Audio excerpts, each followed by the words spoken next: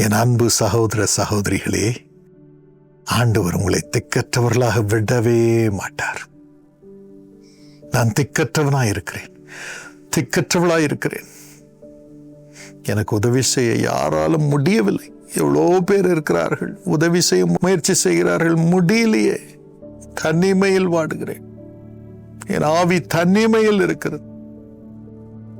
தனிமையாக சரீரத்திலே பாடுபடுகிறேன், தனிமையாக பணம் இல்லாமல் பாடுபடுகிறேன், தனிமையாக போராட்டத்தின் மத்தியில் பாடுபடுகிறேன் என்று நீங்கள் சொல்லுகிறீர்கள். ஆண்டவர் இயேசு சொல்லுகிறார் யோவான் 14:18, நான் உன்னிடத்தில் வருவேன், இப்பொழுது வருவார், உங்களை திக்கற்றவர்களாக விடவே மாட்டார், விடவே மாட்டார், விடவே மாட்டார். தைரியமாயிருங்கள், தைரியமாயிருங்கள். அவர் வரும்பொழுது யோவான் 16:20 படி உங்கள் துக்கம் சந்தோஷமாய் மாறும், சந்தோஷமாய் மாறும். இன்று அந்த சந்தோஷத்தை ஆண்டவர் உங்களுக்கு தருகிறார். வாயை திறந்து, உள்ளத்தை திறந்து, இயேசுவே, யாரும் எனக்கு உதவி செய்ய முடியல சுவாமி, இந்த திக்கற்ற நிலைமையில் நீர் என்னிடம் வாரும், என்னிடம் வாரும், என்னிடம் வாரும் என்று சொல்லி அவரை அழையுங்கள், அழையுங்கள். இப்பொழுது வருவார். அவருடைய ஜீவன் இப்பொழுது உங்களை நிரப்புகிறது, நிரப்புகிறது. இனி நீங்கள் அல்ல, கிறிஸ்துவே உங்களில் ஜீவிக்கிறார், கிறிஸ்துவே ஜீவிக்கிறார். ஆகவே நீங்கள் எந்த நிலைமையில் இருந்தாலும் ஆண்டவர் உங்களை இப்பொழுது உயிர்ப்பிப்பார், உயிர்ப்பிப்பார். அவருடைய ஜீவன் இறங்குகிறது. என் வாழ்க்கை அப்படித்தான். 17 வயதாக இருந்த பொழுது செத்து கிடந்தது, பாவத்தின் நிமித்தம் செத்து கிடந்தது. அந்த நேரத்திலே எல்லாவற்றிலும் தோல்வியடை. எவ்வளோ நண்பர்கள் இருந்தார்கள், ஆனாலும் எனக்கு ஒருவராலும் ஒரு மன அமைதியை கொடுக்க முடியவில்லை. எல்லா வசதிகளும் இருந்தது, மன அமைதி இல்லை. அவ்வளவுதான், நான் அழிந்து போவேன் என்ற நிலைமையில் பயத்தினால், திகிலினால் நிரம்பி இருந்த பொழுது என் தந்தையுடைய சொற்பொழிவை கேட்கும்படி என் பெற்றோர் வற்புறுத்தி கொண்டு போனார்கள். அப்பொழுது என் தந்தை பேசும் பொழுது சொன்னார், You are trying to be a somebody, but you have become a nobody. இந்த உலகத்திலே நீங்கள் ஒரு பெரியவராக உயர வேண்டும் என்று விரும்புகிறீர்கள், ஆனால் ஒன்றுமில்லாதவர்களாக மாறிவிட்டீர்கள். இந்த நிலைமையில் தன்னையே பலியாக ஒப்பு கொடுத்த அருள்நாதர் இயேசுவிடம் பாருங்கள். உங்கள் தனிமையை அவர் அறிவார், அவர் உங்களுக்கு உதவி செய்வார், அவர் உங்களை சேர்த்துக் கொள்வார், உங்களிடத்தில் வருவார் என்று சொன்னார். அப்பொழுது இந்த உலகத்திலே நீங்கள் விரும்புகிற சம்படியாக, எல்லாராலும் போற்றப்படுகிறவராக, பெயர் பெற்றவராக, உங்களுக்கென்று நற்பெயர் உண்டாகும்படியாக உயர்வீர்கள். ஆண்டவர் உயர்த்துவார் என்றார். அந்த நேரத்தில் அழுதேன். என் பாவம் மாறியது, என் வாழ்க்கை மாறியது. அவருடைய பிள்ளையாக மாறினேன். அவர் ஆவியினால் நிரப்பினார். இன்று எவ்வளோ ஆசீர்வாதத்தை கொடுத்து எல்லாருக்கும் ஆசீர்வாதமாய் வைத்திருக்கிறார். உங்களுக்கும் அப்படியே செய்வார். இயேசு உங்களிடத்தில் இப்பொழுது வருகிறார். தயவு செய்து நான் அனாதை என்று சொல்லாதிருங்கள், திக்கற்றவன் என்று சொல்லாதிருங்கள், திக்கற்றவள் என்று சொல்லாதிருங்கள். உங்கள் வாழ்க்கை அவருடைய கரங்களில் ஒப்புக்கொடுங்கள்.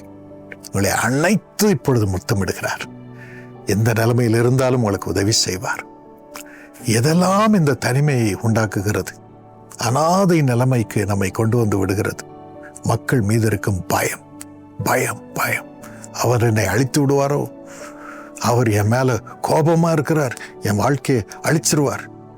சில வேளைகளில் கணவர் மீது மனைவிக்கு பயம், மனைவியை குறித்து கணவருக்கு பயம், பெற்றோருக்கு பிள்ளைகளை குறித்து பயம், பிள்ளைகளுக்கு பெற்றோரை குறித்து பயம், வேலை ஸ்தலத்தில் இருப்பவர்களை பார்த்து பயம், பயம், பயம், பயம்.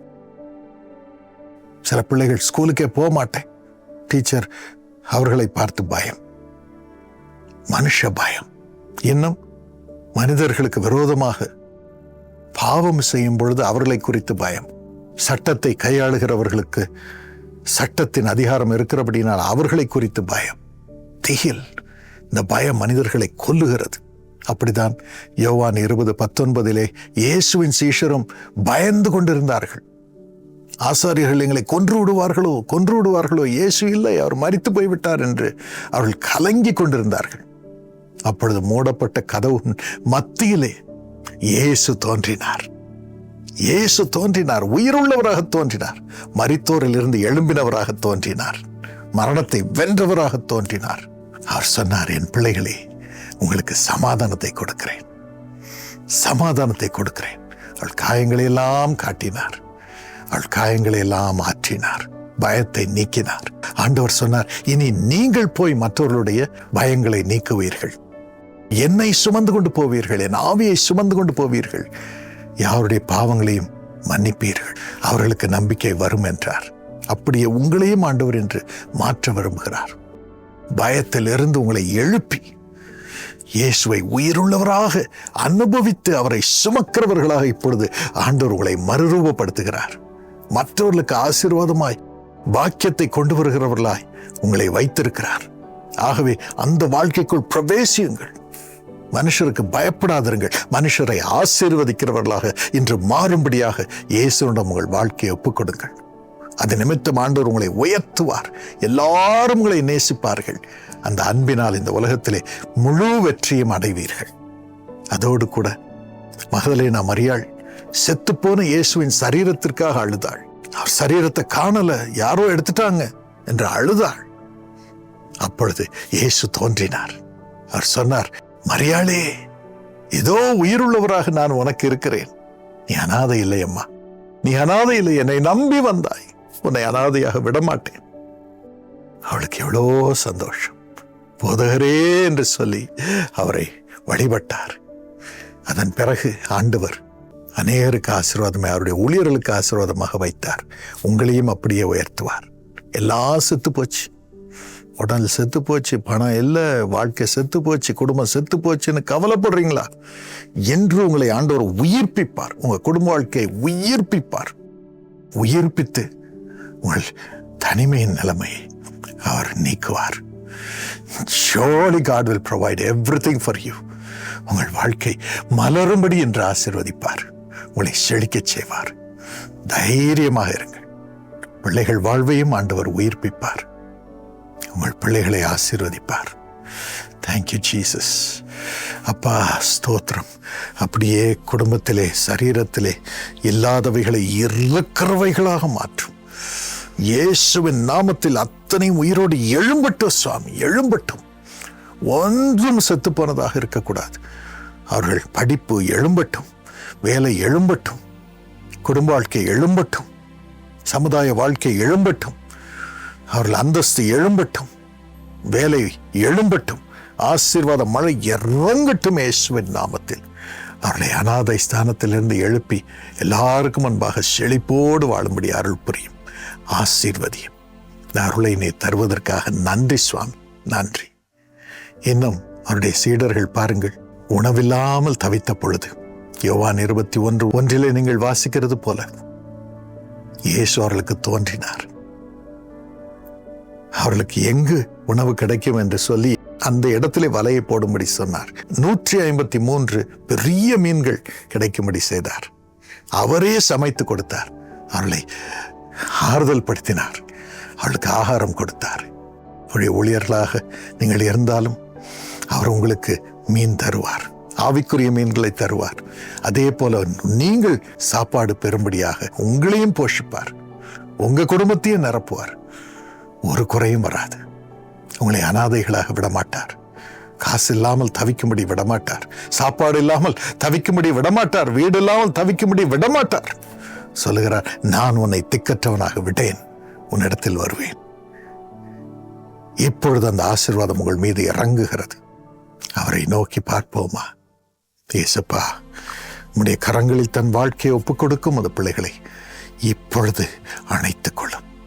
என்ன திக்கற்ற நிலைமையில் இருந்தாலும் அவர்களை எழுப்பும், எழுப்பும், எழுப்பும், எழுப்பும் அப்பா, உயிர்ப்பியும் அப்பா. அவர்களுக்கு உரிய பாக்கியம் எல்லாவற்றையும் தாரும். பாவத்திலிருந்து விடுவியும், தேவைகளிலிருந்து விடுவியும் அப்பா. செத்துப்போன எல்லா காரியங்களையும் உறுப்புகளையும் உயிரோடு எழுப்பும், வாழ்க்கையும் எழுப்பும். எல்லாம் ஜீவன் உள்ளதாக இருக்கட்டும், சம்பூர்ணம் நிறைந்ததாக இருக்கட்டும், அவர்கள் வாழ்ந்திருக்கட்டும். இனி அவர்கள் அனாதைகள் என்று சொல்லக்கூடாது. அவள் துக்கமெல்லாம் சந்தோஷமாய் மாறட்டும். இந்த அருளை தந்து ஆசீர்வதிப்பதற்காக நன்றி. இப்பொழுது அதை பூர்த்தி செய்வதற்காக நன்றி. சுகமாக்குவதற்காக நன்றி. இல்லாதவைகள் தேடி வரும்படி செய்வதற்காக நன்றி.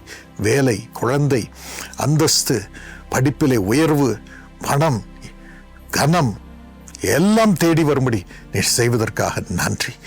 ஆசீர்வதி. இந்த பாக்கியத்தை அவர்கள் மீது வைத்து ஜெபிக்கிறேன் இயேசுவின் நாமத்தில். ஆமென். God bless you. எனக்கு அருமையானவர்களே, இயேசு அழைக்கிறார் வாட்ஸ்அப் சேனல் செயல்பட்டு வருகிறது. அந்த வாட்ஸ்அப் சேனலை நீங்கள் டவுன்லோட் பண்ணீங்க. ஒவ்வொரு நாளும் அதிலே வரும் செய்திகளை, பாடல்களை, ஜெபங்களை கேட்டு பாக்கியம் பெறுங்கள். இப்பொழுது நீங்கள் பார்க்கும் இந்த QR கோடை ஸ்கேன் பண்ணிங்க. இந்த வாட்ஸ்அப் சேனலை டவுன்லோட் பண்ணி அனுபவியுங்கள். God bless you richly and abundantly. இந்த ஜெபத்தின் மூலம் நீங்கள் பெற்ற அற்புதங்களை இந்த ஃபோன் நம்பருக்கு நீங்கள் ஃபோன் பண்ணி சொல்லுங்கள், இல்லைன்னா இமெயில் பண்ணுங்கள். உங்களோடு சேர்ந்து நாங்கள் ஆண்டவரை ஸ்தோத்திரிக்க விரும்புகிறோம். இந்த அனுபவங்களை எங்களுக்கு சொல்லும் பொழுது ஆண்டவர் உங்களை ஆசீர்வதிப்பார், உங்களை இன்னும் செழிக்க செய்வார், உங்களோடு இருந்து அந்த பாக்கியத்தை தொடர்ந்து அனுபவிக்கும்படி செய்வார். God bless you. இந்த வீடியோவை லைக் பண்ணுங்கள், சேனலை சப்ஸ்கிரைப் பண்ணுங்கள், எல்லாருக்கும் இந்த வீடியோவை ஷேர் பண்ணுங்கள். கர்த்தர் உங்களை ஆசீர்வதிப்பாராக. God bless you.